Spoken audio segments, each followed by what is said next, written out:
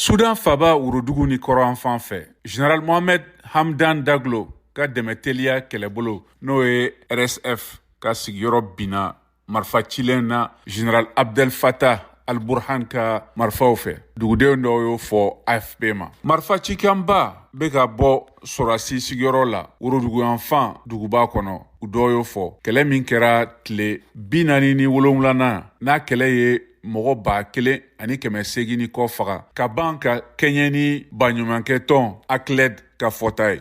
Dɔwɛrɛ y'a jira ko Sorasi marifatigiw ye marifa ci RSF dagayɔrɔ la Al-Shalfa Khartoum Sahel fan fɛ. Nin dagayɔrɔ nin n'o ye Sorasiw jɛkuluba ye faba kɔnɔ u ka marifa kisɛw yɔrɔ ɲuman dɔ bɛ yen. Dɔɔni ka kɔn o ɲɛ Jeddah Arabie Saoudite jamana na General Burhan ka cidenw tun ye jɛkafɔ jɔ minnu tun bɛ sen na kalo 1 ɲɔgɔn kɔnɔ marifaci dabila kama min tun kan ka sira da mɔgɔw ɲɛ n'a sigidadenw ni adamadenyaw dɛmɛni kama. Sorasi ye nin latigɛ nin ta bari murutelen ma deli ka waati dɔɔni kɛlɛ banbali bɛnkan kɔnɔna ko dɔ waleya min b'a jira k'u ka bɔ dɔgɔtɔrɔso ni sow la. Sudan fanga ka baarakɛla dɔ y'o fɔ AFP ye. Kabini kɛlɛ daminɛna dɔgɔtɔrɔw ka tɔn ye dɔgɔtɔrɔso caman minɛni jalaki kɛlɛcɛw fɛ.